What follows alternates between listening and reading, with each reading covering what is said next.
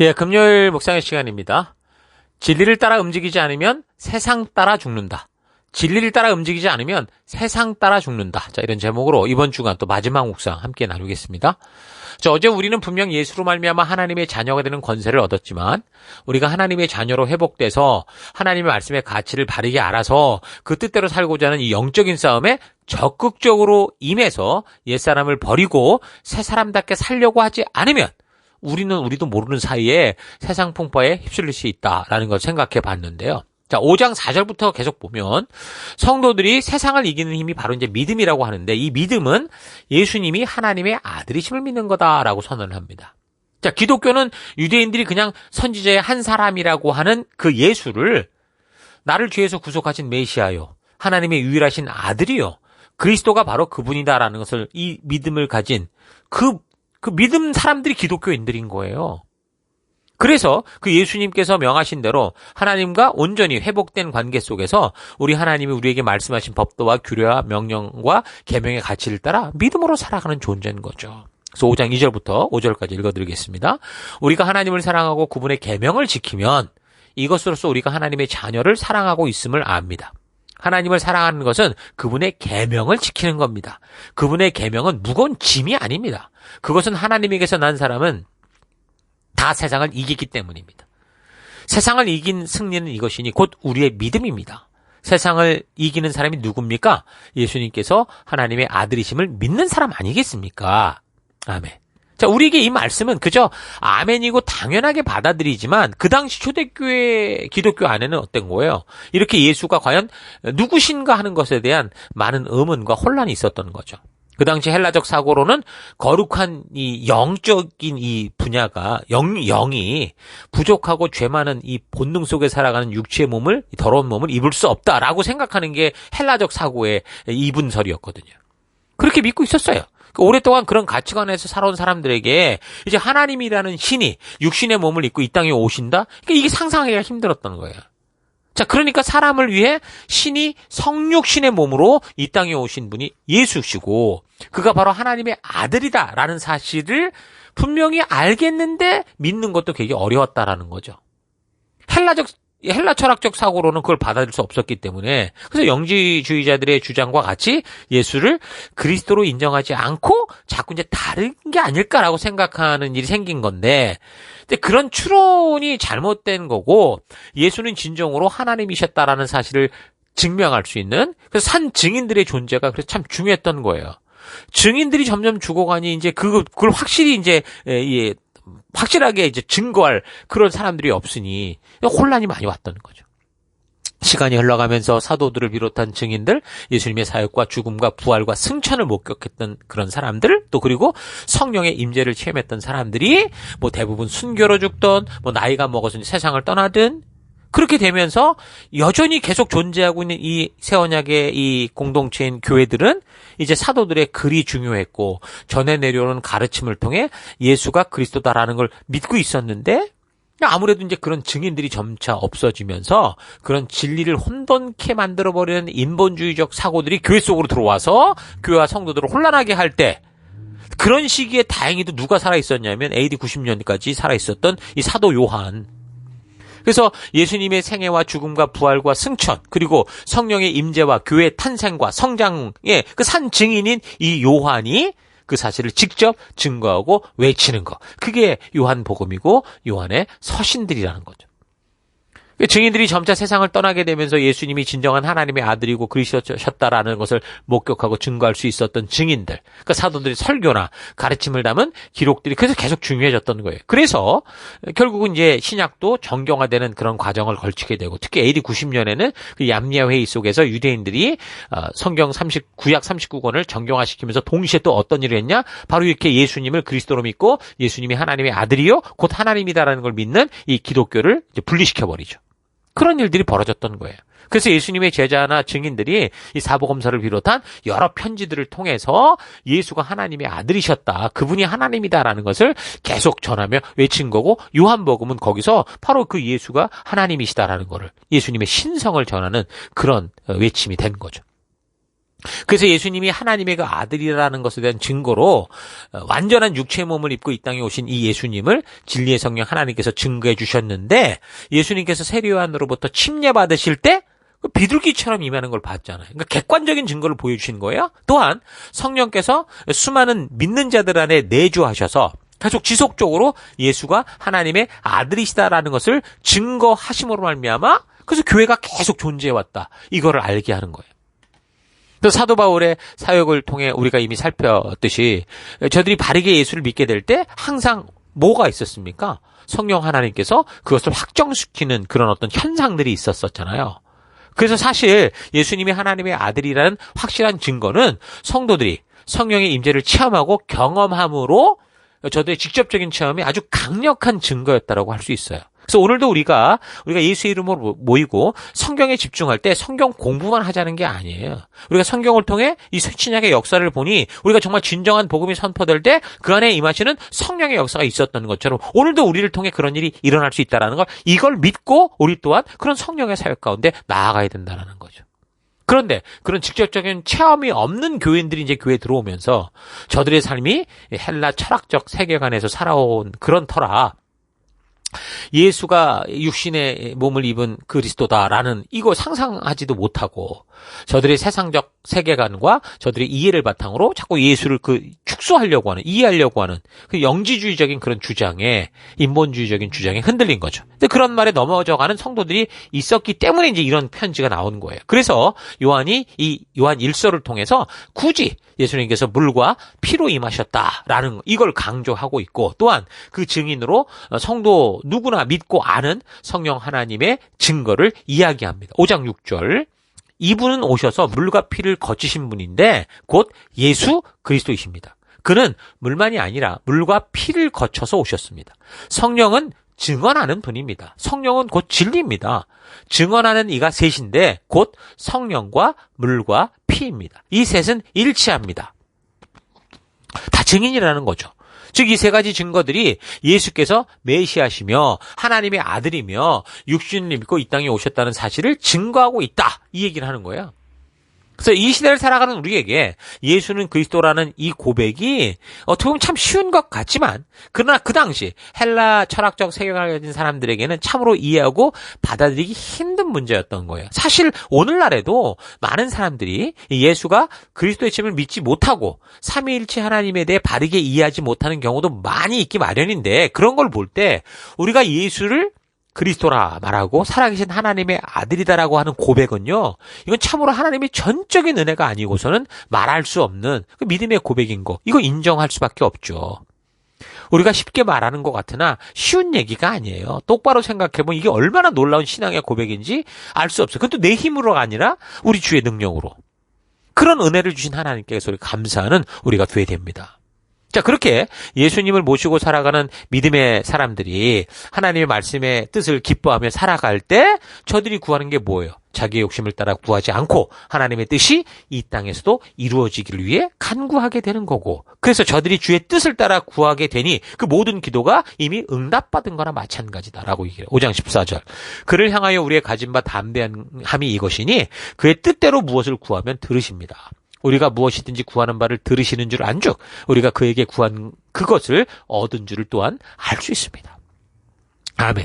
그러니까 하나님의 뜻대로 살기 원해서 그의 말씀을 사모하고 그 말씀을 통해 하나님의 진심을 알게 되므로 그 하나님의 뜻을 따라 살아가는 사람들의 기도, 그들의 간구, 이게 뭐겠어요?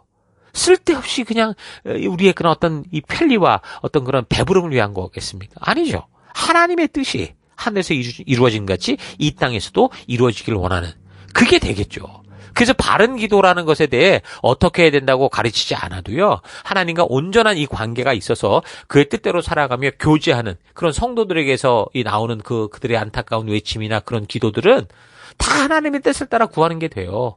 하나님의 뜻이 이 땅에서도 이루어지기를 원하는 것이기 때문에 당연히 그들이 간구하는 바는 응답되었고 응답되어지고 있는 거죠. 그러므로 성도된 우리들은 세속의 것들, 우상의 것을 추구하지 말고 오직 우리 하나님과의 온전한 관계 속에서 그 하나님의 뜻을 따라 살아가는, 그와 동행하는 바른 교제 가운데 나아가라, 이렇게 권고하는 겁니다. 이게 이제 요한 1서의 내용이죠. 자, 계속해서 요한 2서와 3서를 마무리로 살피겠습니다. 자, 요한 2서는 13절로 돼 있고 요한 3서는 15절로 그러니까 한 장씩 되어 있어요. 그러니까 요한 2서 3서는 요한 1서와 달리 보니까 서신서의 형식이 분명히 보이고요. 누가 누구에게 왜 편지를 보내는지 이걸 알게 합니다. 요한 2서는 한 가정을 위해서 보내는 것 같고 요한 3서는 개인을 향해 적었는데 그 전개되는 상황과 상황들은 다르지만요. 전하는 내용의 핵심은 결국 요한 1서와 똑같다고 볼 수 있어요. 그래서 어떤 사람들은요. 요한의 이 서신들, 요한 1서, 2서, 3서가 그냥 한 권이다라고 보는 사람이 있어요. 그래서 요한의 서신들을 한 권으로 볼 때 일반적인 서신의 서두에 이제 적혀지는 형식을 가진 그 요한 3서가 아마 가장 먼저일 거고 요한 2서 같은 경우는 요한 서신의 본론이라고 할 수 있는 그 요한 1서의 서론적인 내용이니까 그게 이제 두 번째고 이제 이렇게 보는 경우가 있습니다. 그러니까 마지막 부분 당연히 요한 1서가 돼서 이렇게 보는 거죠. 이게 한 권의 서신이었다라고. 요한 2서는 가이오라는 사람의 집안 공동체에게 편지를 보내는 거고 요한 3서의 경우는 요한이 그 가이오라는 사람에게 데메드리오라고 하는 사람을 천거하는 추천하는 내용으로 되어 있으니까 이 사람이 요한의 보냄을 받아서 요한 1서, 2서를 전한 것으로 보고 또 요한의 서신서들을 그렇게 한 권으로 보는 거예요. 어찌됐든 요한 2서에서 강조되는 점은 거짓 교사에 대한 경계가 있고요. 하나님의 최고의 명령, 그 사랑을 따라 살아갈 것을 말하면서 하나님과 사귐이 있는 교제 가운데 거하라. 이 얘기였고 요한 3서는요. 교회를 혼란하게 하는 사람들을 드러내서 교회와 성도의 온전한 삶이 무엇인지를 알게 해서 교회가 분열됨 없이 하나님과의 사귐이 있는 삶을 살아갈 수 있도록 그렇게 권하는 그 내용이 요한 3서입니다. 자, 이렇게 전체를 정리하면 요한의 서신서들은 AD 70년 예루살렘 패망 이후 약 한 20여 년의 시간이 흐르는 AD 90년 정도의 그 역사 시기에 교회와 성도들이 나라가 패망하고 예루살렘 성전이 없어지고 사도들이 순교하는 그런 위기를 점점 벗어나면서 좀 뭔가 좀 안정적이 될 때 하나님과 인격적인 관계 가운데 하나님의 뜻대로 더 집중하는 게 아니라 그러니까 택하신 족속이요 왕 같은 제사장이요 거룩한 나라요 하나님의 소유된 백성으로 살아가는 게 아니라 그 평안함이 주는 나태의 함정에 빠져 들어갔다는 거죠. 그래서 그 성도들이 종교적 욕구를 채우고자 변질된 그 영적 이단 영지주의 이 사설에 빠지게 되는 그런 상황 때문에 교회와 성도들에게 하나님과 바른 사귐이 있는 관계로 나올 수 있도록 전하는 것을 볼 수 있습니다. 그래서 성도의 정체성에 대해서 많이 얘기하죠. 사도 베드로도 그래서 택하신 족속의 왕 같은 제사장 이런 얘기를 했던 거예요. 자, 그 당시 헬라 철학적 세계관이 영적 존재는 절대로 육적인 것과 함께할 수 없다. 이런 이 사상 속에서 하나님께서 보내신 이 예수가 그리스도시요 살아계신 하나님의 아들이다라는 이 복음을 이해하지 못하고 자꾸 이상하게 이성적 논리로 풀어 해석하면서 종교화시키고 성도들을 혼란하게 해서 결국 하나님의 온전한 뜻이 왜곡돼서 하나님이 성취하신 복음의 소식을 부인하고 새로운 또 다른 종교가 되게 하는 그런 교회적으로 아주 위험한 상황이었기에 그때까지 예수님의 산 증인으로 살아있었던 생존하고 있었던 사도 요한이 그래서 그런 성도와 교회를 향해서 예수가 그리스도 되심에 대해서 확실하게 증거하고 그래서 새 언약의 성취 속에서 살아가는 성도인 우리가 어떤 삶을 살아가야 되는가 이걸 말해주는 게 이제 요한서신서에 나와 있는 내용이다라는 거 기억하십시오. 자, 그래서 우리는 이 편지를 통해서 예수님의 피로 산 그 영혼들 교회와 성도들이 예수를 믿고 난 후 종교로 빠지지 않고 스스로 하나님과 사귐이 있는 건강한 성도들이 될 수 있도록 하기 위해 성도들이 우리 하나님과 동행의 길로 나아가기를 간절히 소망하는 이제 90세가 넘었으니 노사도 아닙니까? 그 인생의 큰 긴간을 살아오고 어쩌면 이제 곧 죽음을 앞두는 이 사도 요한의 이런 이 귀한 마음, 유서와 같은 이런 마음을 좀 볼 수 있기를 바랍니다. 예수 그리스도의 희생과 사랑을 믿음으로 하나님과 끊어졌던 관계가 회복된 하나님의 자녀된 우리의 이 정체성 잊지 마시고요. 우리를 살아있는 관계로 부르신 하나님과 동행하는 길로 나아가자라고 외치는 이런 노사도 이 요한의 이 외침을 잊지 마시고 각자의 여러분 삶의 터에서 진정으로 하나님과 살아있는 인격적 관계 정말 진정한 거룩한 백성된 하나님과의 동행의 길을 걷는 여러분 되기를 바랍니다. 자, 그래서 오늘 하루 우리가 이제 이렇게 쉽게 고백하는 예수가 그리스도시다라는 이 고백이 역사 속에서 어떤 수많은 위험의 시간을 통해 또 수많은 믿음의 선배들의 목숨 건 말씀대로의 길을 걷는 그 결단을 통해 이렇게 우리에게 자연스러운 게 되었다라는 것을 충분히 깊게 생각해 볼 수 있기를 바랍니다. 자, 우리는 하나님이 내가 원하는 것을 기적적인 힘으로 순식간에 변신시키기를 원하지만 하나님은요, 당신이 창조하신 이 시간과 그 공간 속에서 많은 시련과 역경과 실패를 통해 사람들 스스로 뭔가 귀중한 것인가를 알게 해서 그래서 참된 진리를 따라 하나님 주신 자유지를 가지고 자기 스스로 힘써서 지켜가는 존재가 될 수 있도록 주도적인 하나님의 백성으로 세워가십니다. 그래서 교회와 성도는 항상 진리를 따라 힘써 순종해야 돼요. 그렇지 않으면 우리는 그냥 쉬고 있을 뿐이라고 생각할지 모르지만 우리가 힘써서 성경과 역사를 통해 하나님의 진실한 뜻을 만나고 하나님의 의도를 알고자 하지 않으면 예배를 통해 샘모임을 통해 이런 노력을 하지 않으면 사실 우리 세상의 급류에 휩쓸려 가고 있다라는 이 사실 절대로 잊어서는 안 됩니다. 사도 요한이 우리에게 부탁하고 명하는 것들은 성도인 우리가 세상의 상황과 환경이 어떠하든 하나님 주신 진리를 따라 힘써 노를 줘 하나님의 인도하시는 빛을 따라 나아가므로 그것을 얻은 세상들이 보고 진정으로 하나님께로 나아갈 바를 알게 하는 그러니까 빛과 소금으로 열방의 제사장이여 거룩한 나라로 부름받은 자의 삶을 살아가자라는 거였어요. 그러니까 하나님 나라 백성답게 거룩하게 살자는 거죠. 여러분 성도는 진리를 따라 움직이지 않으면요 세상의 거짓에 속아서 또다시 죽음의 골짜기로 표류하고 결국 스스로 죽음의 길로 가게 됩니다. 그러므로 힘써서 하나님의 말씀 따라 우리 믿음으로 살아가십시다. 하나님의 말씀대로 서로 사랑함으로 하나님의 나라를 우리가 이 땅 가운데 이루어내는 우리가 되기를 바라요. 온 세상의 사람들이 다 반대로 간다고 해도 성도로 부름받은 우리는 오직 한 길 주의 뜻을 따라 힘써 살아가십시다.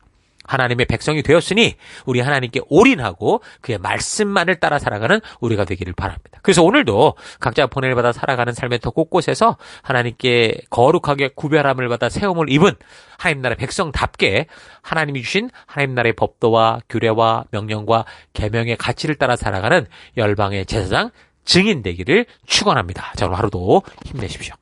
다 같이 함께 기도하겠습니다. 하나님, 오늘을 살아가는 우리로 하여금 예수가 그리스도이심을 이렇게 쉽게 고백할 수 있도록 2000년의 역사의 시간을 통해 믿음의 길을 이루어 오셨는데 예수가 그리스도시요 살아계신 하나님의 아들이라는 사실이 우리 성도들에게 생명을 건 진실한 고백이 돼야 됨에도 불구하고 우리가 종교 안에서 너무 쉬운 입술로만 치장하는 이 종교적 주문처럼 반복적으로 떠들대고 노래 부르며 살아왔던 것 회개합니다. 용서해 주옵소서.